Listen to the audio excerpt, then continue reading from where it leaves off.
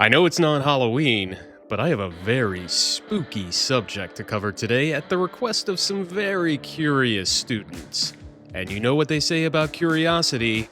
Ha ha ha. It's an all new Prove It To Me.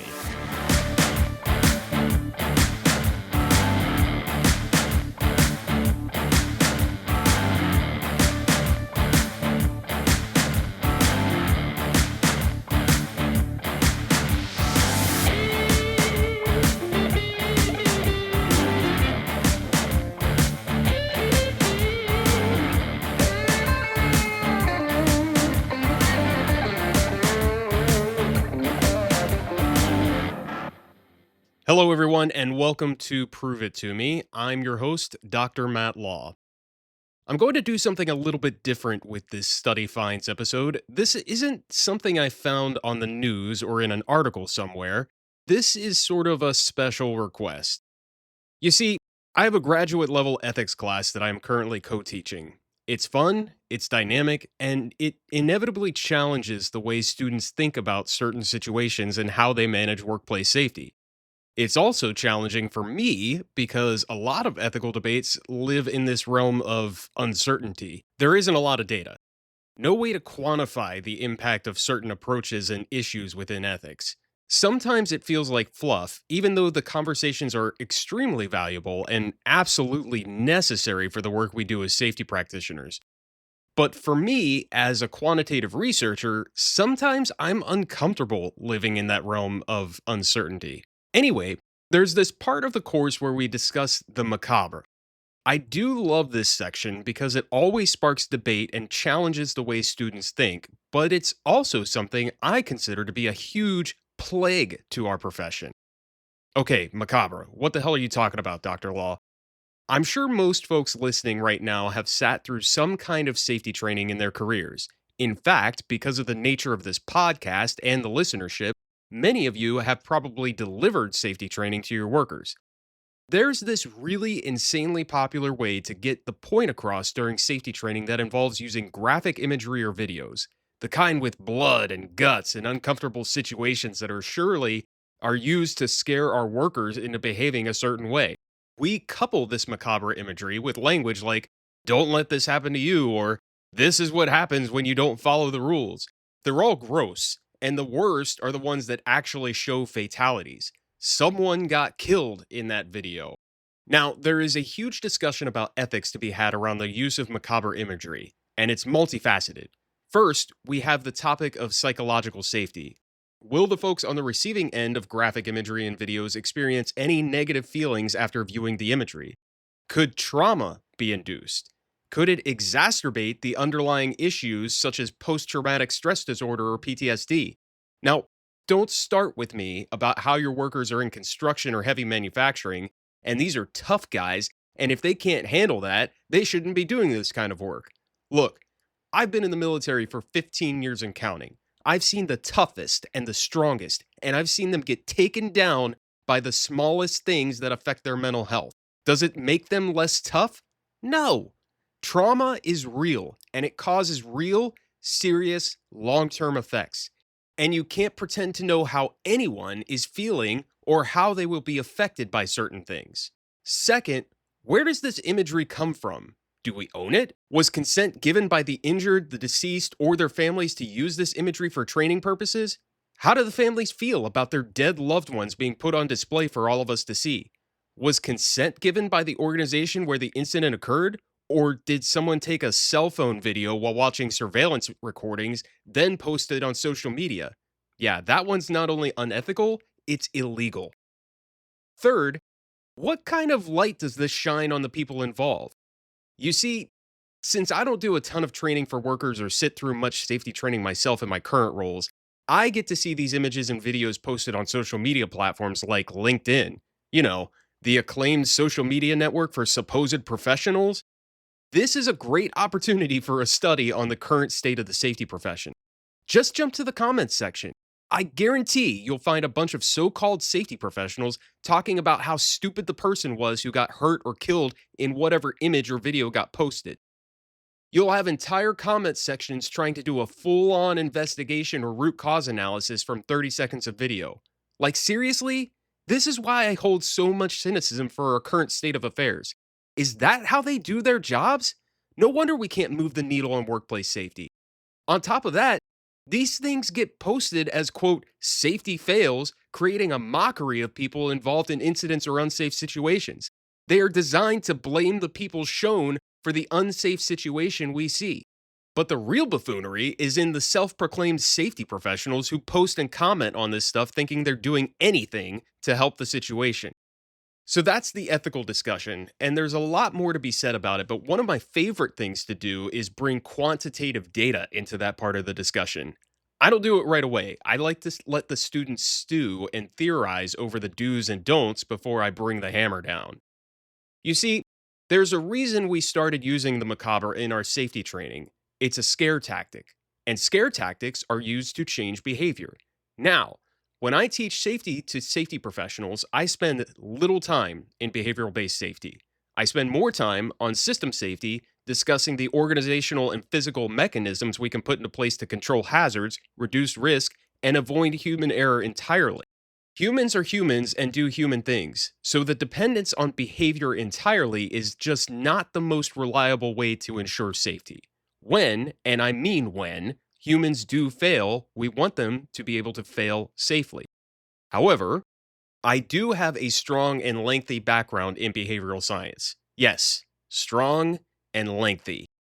I've performed a ton of behavioral research, and I consider behavioral science to be one of my core skill sets. So naturally, I have data to present when we talk about things that affect behaviors. So here's how the conversation went most recently. I said, so how long do you think scare tactics actually affect behavior after they are used? The students give their best guesses and go back and forth for a minute or so. Finally, I dig into my data bank, meaning just what's sitting in my memory from the research I've done in the past. I puff out my chest, hold my head high, and I say, it's 30 to 60 days. Now, for a good half a minute, there are eyes that open wide, murmurings and such, and I finish my thought by saying, yes, compared to other factors that affect behavior, such as positive reinforcement, scare tactics have a much shorter lifespan in their ability to affect behavioral change. I'm always super proud of my ability to cut through the theorizing and contemplating at this point because I just presented facts, and now there's no more room left to ponder. This time, though, a student said, Dr. Law, would you be able to provide that research for us? I hesitated. They got me. I mean, I distinctly remember that fact from my research, but I haven't looked at it in years at this point. Could I find it again? Does it still hold up? Is it relevant? Has it been disproven? Yeah, students know how to make me sweat. So finally, I sigh and say, yes, probably. Let me find it and circle back to you. That's what we say, right? Circle back, circle back. We're always circling back, just like we're running laps in life. Circle back. Blah. Then I thought, you know what? This would make a good podcast. I'm going to study fines myself. Did I give the right information or am I full of shit? All right, so here's how this is going to work. Of course, I put my search terms in and I came up with a ton of articles. I was not surprised to find a collection of stuff that supports my claims, but then also a number of studies that conclude that scare tactics work to some degree. I've got two main parts to how I'm going to structure this. First, I'm going to make this a two-part podcast because I care about your time and frankly, I care about my time. In part one, I will present the studies that seem to support the claims I made about scare tactics being less effective than other training methods. In part two, I will present the studies that create the opposing viewpoint. You know, because I'm fair and balanced. But I mean fair and balanced in a way that actually gives a fair shot to both sides rather than heavily leaning to the side that is seemingly opposite of other mainstream sources of information. You get the picture, right? The other part is that I need to make this a rapid fire evaluation of multiple studies. Rather than spending a whole episode talking about one study, I need to give you several in one episode. Think of it like a quasi meta analysis, except this is in no way as thorough as a real meta analysis. I'm going to challenge myself to spend no more than 10 minutes on each study, and I will give you the high points, the intent, the design, the findings, the limitations, and my best opinion on whether it's a good study or not. Cool? Are you ready? I hope so. We got a lot to get through today, so let's get started. Oh, one quick note. In behavioral science research, scare tactics are also referred to as fear appeals or threat appeals, so you'll hear me go back and forth on terms as we go through these studies. Today, I have 4 studies, and I'm going to go in chronological order by publishing date. This first one is by Carey and colleagues and was published in PLOS 1 in 2013. The title is The Impact of Threat Appeals on Fear Arousal and Driver Behavior, a meta-analysis of experimental research 1990 to 2011. This is actually a great place to start because a meta-analysis brings in a whole bunch of research together to try to paint a bigger picture rather than being super hyper-focused on one specific application. I may even cheat and spend a little bit more time here since this will probably give us a bunch of information. Real quick, just so we cover this base, this study was funded by a bursary from the Road Safety Authority of Ireland. The funders had no role in study design, data collection and analysis, decision to publish, or preparation of the manuscript, and the authors have declared that no competing interests exist. On to the study. The authors state, quote, "Threat appeals have been widely utilized in road safety advertising campaigns in an attempt to discourage risky driving and typically present graphic representations of the death and injury that may occur as a result of a road traffic collision." Okay, so this is exactly what we're looking for. Solid. Their goal was to clarify the usefulness of threat appeals by looking at experimental research that has already been conducted, and they state that up to this point, no other meta-analysis has been done to specifically look at the relationship between threat appeals and driving behavior. Now, the authors spend a good page or so talking about previous studies that look at the relationship between threat appeals and behavior and introduce theoretical models. That's great, actually. Good analysis should start with a model. Models help us visualize the relationships between variables, know which variables to measure, and understand which relationships to measure as we gather and analyze data. An important thing to note about models, though, models are not telling you for certain that relationships exist. They might be created based on preliminary research that established those relationships, but they are not intended to tell you that it will always work that way. They are basically a map that guides you towards the things you want to measure as you do the research. So don't ever let somebody hand you a theoretical or conceptual model and tell you that this is the way things are. That's not how models work. One important model that the authors discussed is the extended parallel process model. I found this model and I'll include a couple of links in the episode notes so that you can see what I'm talking about. Let me walk you through it because the way this is presented might actually inform how we look at the other studies as well. Basically, this model seeks to show relationships between variables that help determine if a fear appeal or a threat appeal will result in a positive behavior change, if it will be rejected, or even if it may exacerbate the problem.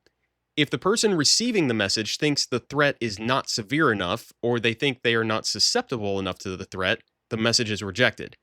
If the message has a high enough threat appraisal in terms of severity and susceptibility, we move on to the efficacy appraisal. Efficacy is also divided into 2 parts. Response efficacy, which assesses whether the person receiving the message believes the recommended behavior will prevent or reduce the threat, and self-efficacy, which assesses whether the person receiving the message believes they are capable of doing the recommended behavior. Again, if the efficacy appraisal is low, the message is rejected. But not only that, the message has already induced fear. So not only have you not changed the behavior, you have also scared them shitless, and that's where the exacerbation can occur. We're only making the problem worse. Finally, if both the threat appraisal and the efficacy appraisal are high, then we get the behavior change we intended. One of the links I'm including will show you the model, another will show a matrix similar to a risk matrix, so pick your poison on how to best digest this information. Now, the reason I feel it's so necessary to dig into this model specifically is because of that efficacy piece. I think we are going to see that quite a bit in these studies. If we do want to scare the shit out of people with graphic imagery and videos, they also need to feel like they have the ability to do what we want them to do.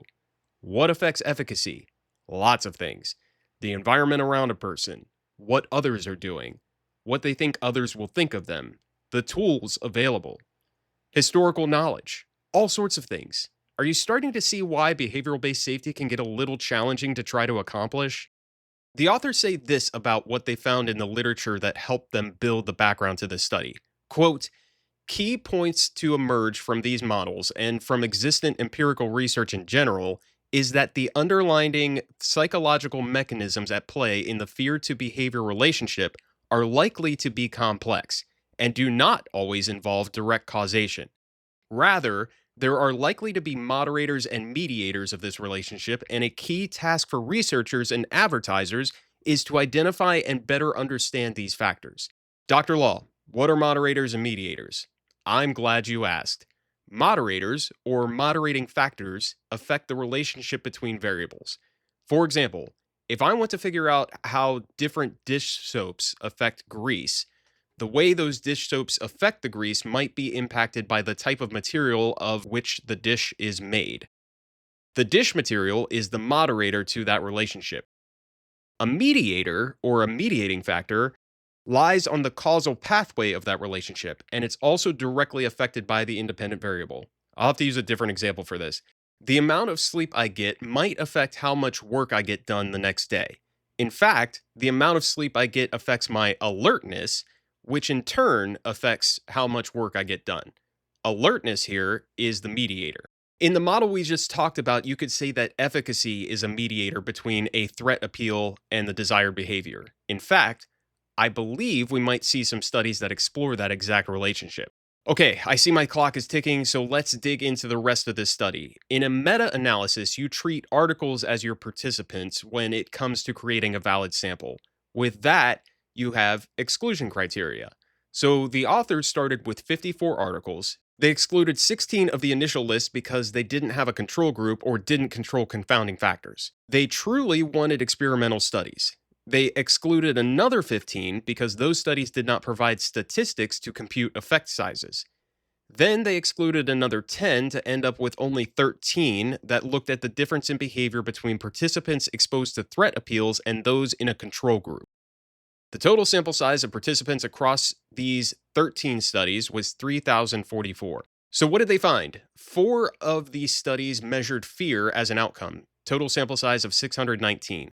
They found that threat appeals had a statistically significant effect on fear arousal compared to control groups. In other words, scare tactics statistically significantly scare the shit out of people. Next, they looked at the overall effect of threat appeals on driving behavior. I'm going to read this verbatim. Quote, no significant effect of threat appeals on the driving outcome variables emerged. When we examined each outcome variable separately, we found no significant difference between threat appeal and control groups on self-reported intention to take driving risks or in driving simulator speed or speed during a video speed test. They continued, quote, studies using a video-based manipulation produced particularly strong effects on fear with no effect on driving behavior or intentions. Bottom line, we scared the shit out of them, but it didn't work. So let me talk through limitations to this study. There are some that the authors talk about, but some that I observed as well. First, only 4 of the 13 studies measured fear, not just the behavior outcomes. If we go back to that extended parallel process model, both fear and efficacy are potential mediating factors. Without both of these things, according to the model, a behavior change might not happen. With only fear, we could make the problem worse. The other part to this is that fear was measured by self-reporting, meaning that the participants rated on a scale how scared they were after being exposed to the scare tactic.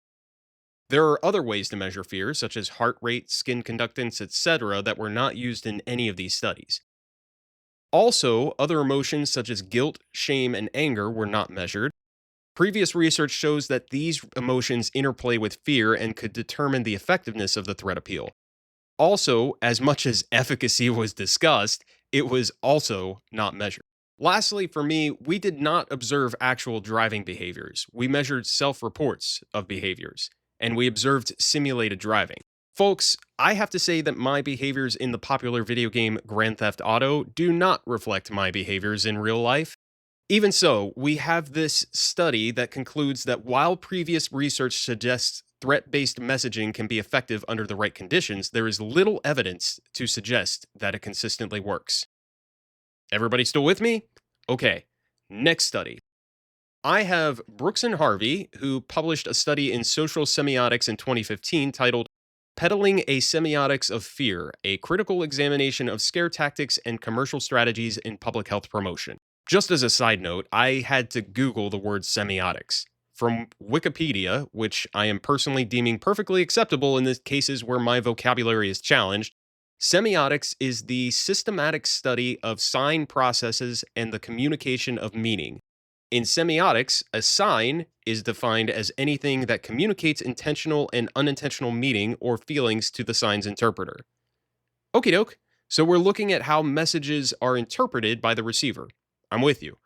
I just needed a minute to get my vocabulary straight. Looks like both of these authors worked at the University of Nottingham in the UK, the first as a doctoral researcher in health communication, and the second as a lecturer in sociolinguistics.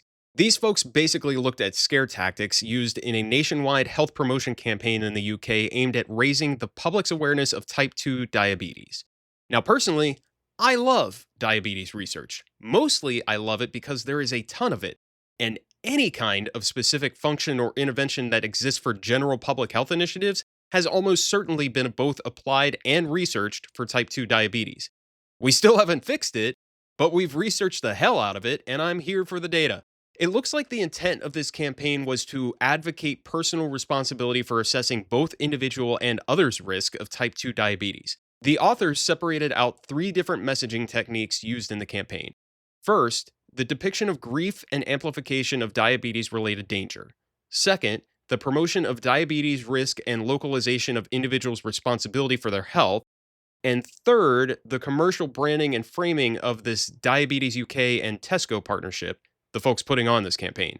Diabetes UK is a diabetes charity, and Tesco is a British supermarket chain. The branding and framing of the partnership included promotion of goods and services as a means of diabetes prevention and management. So this study is a critical multimodal discourse analysis. They analyzed the communication in this campaign, examining how the different pieces convey meaning and ideology. This is not my forte. I'm going to make up some time here because I can't critically evaluate this with my own knowledge and skill set. I'd love to bring a guest on eventually to discuss this with me, but frankly, I don't have a whole lot to offer you on this one. In fact, the nature of this study is not particularly useful to me because there are no numbers. There's no data. Critically analyzing meaning? This isn't experimental at all. We're just creating an argument. So what is the argument? I'm jumping down to the discussion because the analysis itself is meaty. You're welcome to follow the resource in my episode notes if you have access and you like this type of study. Personally, it's not for me, but I'm not going to knock it. After all, Wikipedia says this semiotics thing is in fact science, right? I'm going to pull this part here because I think we can still spark some thought. Quote, this prominent campaign emphasizes the dangerous and potentially fatal consequences of individuals not taking responsibility for personally assessing and responding to their and their family's risk of diabetes, whether they are actually at risk of contracting the disease or not. Consequently, the campaign presents, we argue, only a partial picture of both diabetes and the actual lived experiences of people who have the condition. This portrayal obscures the reality of diabetes as a disease, which, although can indeed have various serious long-term biological consequences, people are able to manage successfully, living full and long lives. Thus, the campaign mirrors the somewhat sensationalist way in which some quarters of the media report illnesses, with a strong focus on the debilitating and fatal aspects of the disease at the expense of reporting how people actually live with and overcome the effects of illnesses. Ah, I see. This actually takes us back into the ethical discussion, but from a slightly different perspective. The authors are taking issue with the fact that the campaign images did not reflect reality. The question they are asking is, what is the point of scaring people if the outcome portrayed does not accurately reflect the likely experienced outcome and if the interpretation of meaning is in question? Let me put it another way. Does the macabre imagery we use in safety training accurately depict the outcome we can expect? what is the likelihood that that exact scenario would happen again? If workers are able to work around the hazards depicted and never experience the injuries depicted in the graphic imagery, does it convolute how meaning is derived from the imagery? I think these are interesting questions, but not necessarily getting me the data I was looking for. Let's get back into some real data, shall we? That's what we're all here for anyway. This next study by Turkel and colleagues was published in 2020 in a journal that I cannot pronounce, but thanks to Google Translate, I can tell you it is the Turkish Journal of Communication Research. The title of the study is Use of Fear Appeal in Work Safety Messages, an experimental study. Finally, we've got a study that looks at this stuff in workplace safety. Perfect. I'm glad everyone has stuck with me so far, so let's dig in. This study comes from the Izmir University of Economics. It looks like this article was adapted from the master's thesis of the third author, and the two lead authors are the students' professors. Oof. I guess that's how they do it in Turkey. Still, at least they've got this. I still haven't turned my doctoral study into a published article. One day, I guess. This study sought to compare attitudes, perceived ethicality, fear emotions, and behavioral intention of workers when exposed to a stimulus containing the threat of physical injury message compared to a stimulus without such a message. Now, a lot of the background here about fear appeals is very similar to what we talked about in the first article. To no surprise, the extended parallel process model is discussed, along with some other theoretical approaches, including drive theories, the parallel response model, and protection motivation theory. I'm getting the sense here that the extended parallel process model is the latest and greatest and seems to be highly regarded. I'm going to jump down to hypotheses. I'm excited because so far on this podcast, I don't know if I have yet shared a study with real, well-written hypotheses. You ready? Here we go. H1. That means first hypothesis. Workers' responses will differ on attitude towards the message when exposed to a stimulus containing a threat of injury message compared to one without any threat of an injury message. H2. Workers' responses will differ on perceived ethicality when exposed to a stimulus containing a threat of an injury message compared to one without any threat of an injury message. See the pattern? Workers' responses will differ on X when exposed to a stimulus. It's repetitive, sure, but it makes this contained, consistent, and measurable. We are only changing the dependent variable in the hypothesis. So, H1 is attitude towards the message, H2 is perceived ethicality, H3 is fear emotions, and H4 is behavioral intention in work safety. Folks, you don't even know. I am in my happy space. This is what I expect from good research. Give me more. Come on. So let's look at methodology. The authors used a print advertisement from WorkSafe Victoria and modified it into two different versions for the study, one that has graphic imagery and one that doesn't. The message in Turkish says, quote, "Before it's too late, in Turkey, 661 work accidents occur every day. Don't let one of them be you. Take precautions," end quote. If you open up this article, the images are in the appendix, and I had a little laugh out loud moment. It's the same image of this guy sitting at a table looking super serious. In one image, he has no hand. Instead, he has a stub of a forearm and obviously lost his hand in some kind of gnarly accident. In the second image, his hand has been photoshopped back on, I'm guessing. At first glance, maybe you wouldn't think that he didn't originally have a hand in this photo, so I guess it works. It just made me laugh, but I have a weird sense of humor. They actually did some good work to get rid of confounding factors. For example, they ran a pilot to determine what type of logo to use, making sure the logo itself did not elicit any positive or negative feelings. They also ran a chi-square test of independence to ensure fatalism tendency and self-efficacy were matched between the two groups, noting that both of these affect behavioral intention and that work accidents happen more frequently in firms where workers have higher levels of fatalistic beliefs about work accidents. That's probably a study for another time. They also ran a pilot to analyze items, assess internal consistency, and stability of measures. Heyo! Statistical validation of the instrument. Love it. So they had a total of 300 participants, which is pretty solid, although it was a convenience sample, but that's not surprising for a master's thesis. Frankly, it's impressive that this type of research was even done for a graduate level degree. Anyway, split the sample into two groups. One gets the advertisement featuring the guy with the stub, and the other gets the guy with a hand. Remember, everything else is the same, including the message. What did they find? Well, the group that got the guy with the hand statistically significantly had more positive feelings toward the advertisement, and they also felt it was more ethical. Here's the kicker: no statistically significant differences in fear emotion or behavioral intentions between the two groups. Now, to be fair, the reason it's good to dig into this one is because there are some limitations and maybe some additional things we can infer knowing what we know from other things we've looked at. First, obviously, what we found here is that showing the guy with the stub was unnecessary for the message. We get basically the same behavioral intention if we just show the guy with his whole hand. Second, there was no difference in fear emotion between the groups. It's not really clear here, but it's possible neither of the groups were scared enough at all. Remember, if we go back to our favorite extended parallel process model, we need both fear and efficacy to create behavior change. Also, since the level of behavioral intention is also not clear, we don't know for sure if this advertisement made any difference at all in behavior, whether the guy had a hand in the photo or not.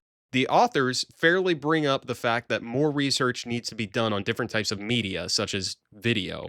Then you've got your normal limitations like the fact that this was a convenient sample and all of the results were self-reported by the participants rather than being observed objectively. Overall, what I'm taking from this study is that it was performed at the level of thoroughness and rigidity that I expect from good research. And graphic images can affect positive and negative feelings and continue to bring up questions of ethicality, but overall, were unnecessary to create behavior change in this instance. Okay, are you ready for the next study? Do you need a break? Just push the damn pause button on the podcast. It's the one with the two vertical lines. I'm not responsible for your breaks. Sheesh. When you come back, push the button with the sideways triangle. Here we go. Last study I have for today. This study by Kohler and colleagues was published in BMC Public Health in 2022, and it's titled Change of Risk Behavior in Young People: The Effectiveness of the Trauma Prevention Program PARTY, or PARTY, Considering the Effect of Fear Appeals and Cognitive Processes. That's a long-ass title. This one is open access, so you can read this whole thing using the link in the episode notes. This study was conducted in Germany. Open access publishing was funded by Project Deal.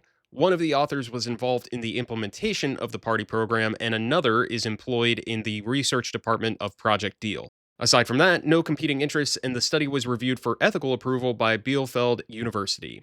So, the purpose of this study was to examine the effectiveness of the Injury Awareness and Prevention Program PARTY, which stands for Prevent Alcohol and Risk-Related Trauma in Youth in Germany.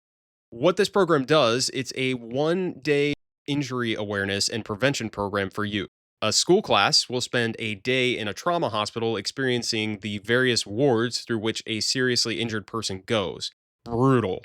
Apparently, they've been doing this in Canada for more than 30 years. It's also been used in Australia, New Zealand, and the US. So how does this work? The students get 2 half-hour lectures on trauma and prevention, usually held by a trauma surgeon for the trauma part and a police officer for the prevention part. Then they take the students through the individual wards: the ambulance, the trauma room, the intensive care unit, and the normal ward. They are guided by a medical or nursing hospital staff member. Sometimes the students can talk to the patients there if it's possible. They also visit physiotherapy to get an idea of how tedious and difficult rehabilitation can be after a serious injury. Finally, there is a 20-minute talk with a former serious injured patient, and they end with a joint reflection on the day. Gonna be honest, this sounds a lot like some workplace safety trainings I've seen, especially the part where we hear a story from somebody who got injured on the job. Now, since this type of program has existed for quite a while, it has been studied before. Previous research found short-term effects, 1 to 2 weeks, on knowledge and attitudes. That's not very long. They've also found medium-term effects, 6 to 12 months, on self-reported risk behavior. There's that self-reported thing again. Of course I'm being safe, Dad. And they've apparently found long-term effects, up to 44 months, on traffic offenses, injuries, and deaths. So, this study specifically wanted to look at the fear appeals of the program and measure its effectiveness on risk behavior in traffic, and to look at how the fear appeals affect beliefs. They noted that there are a lot of complications here, bringing up again the extended parallel process model, efficacy and behavioral beliefs, normative beliefs, and control beliefs associated with the theory of planned behavior. So, what are all of those? Behavioral beliefs are attitude results from previous experience with a behavior, whether they be positive or negative. Normative beliefs are the perceived pressures to comply with the expectations from other people. See, I told you that would come up. Control beliefs are how a person perceives they can actually execute a behavior. Again, getting into that efficacy piece. Okay, methods. How did they do this study? They looked at 19 party day intervention classes among 12 schools and 7 different trauma centers. They used 11 control classes, classes that didn't do a party day. Apparently, some of the schools weren't able to provide a control class, so that's why they have less in that group. And they did a pre post test design. That means they tested each class before the intervention and after the intervention. They tested a total of 574 students, including 300 that did the intervention and 244 who did not. Now, as far as the measurements and statistical tests, this study is actually very in depth. They measured a bunch of different relationships between a bunch of different variables, including intention, threat, susceptibility, severity, self efficacy, and behaviors. They covered all the bases here, and I don't have time to go through everything, and you probably don't want me to. Like I said, this one is open access, so you're free to take a look and dig deeper if you want. I will say the pretest shows that all participants were on the same level demographically and on their willingness to take risks. So we've got a good baseline. Let me just read a few excerpts from the results summary so we can get what we're trying to find. The authors say, quote, "The results show that the intervention does not directly increase feelings of threat. However, the program obviously affected a theoretical determinant of the threat, namely the perceived severity whose change is directly related to a change in approved behavior. Nevertheless, in turn, it does not increase a person's confidence in his or her ability to counter this threat actively." End quote. Basically, we got across how severe an injury could be, but we didn't change their self efficacy. And the authors say this provides one possible explanation for why this program does not have the intended effects on behavior. Okay, a few more bullet points. Quote, "Immediately after the intervention, small positive effects could be shown for most of the parameters. These effects could not be observed in the medium term and especially not for self-reported behavior. In other words, we saw a little bit of lift in the intended direction, but we did not measure behavior for a long time after the intervention, so that's why we can't tell you from this study what's happening here."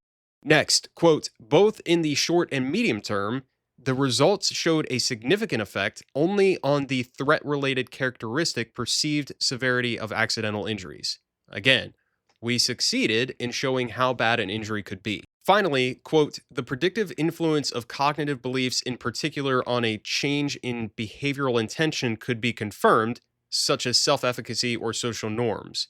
However, the program had no or only short-term effects on these factors." So, this type of intervention didn't really affect how they felt about the behavior, how they perceived the expectations of others to execute the behavior, or whether they had control or self efficacy over the behavior. The conclusion here is that fear appeals, the primary function of this program, are unlikely to prevent or reduce risky behaviors because it's not affecting all of these other belief factors. We're not affecting self efficacy, so we are not giving these students the tools they need to actually do what we need them to do. Quote, "Fear appeals may arouse the interest and attention of young people as a kind of door opener, but without strengthening psychosocial beliefs, namely self efficacy, they seem to be more a flash in the pan." I love it when researchers get idiomatic. Continued. Thus, the party program seems to be classified in a series of educational measures to change behavior, which produce short term effects, but for which no behavior related effects can be proven in the long term. And that, folks, seems like a great place to end this episode. What did we learn? 4 different studies I presented here question the effectiveness of scare tactics as a method of getting people to do what we want them to do. And 3 of them, anyway, have quantitative analysis with sound data to say it's not working the way we intended it to work. So, this has been part 1. In part 2, I'll present the other side, and I'll critically evaluate those studies as well. I hope this has been as thought-provoking as the topic always is for my ethics course students. Now, the question is, where the hell did that study go that gave me that 30 to 60 days number? Until next time, I'm Dr. Matt Law. This has been another episode of Study Finds on the Prove It To Me podcast. Take care and stay safe, everyone.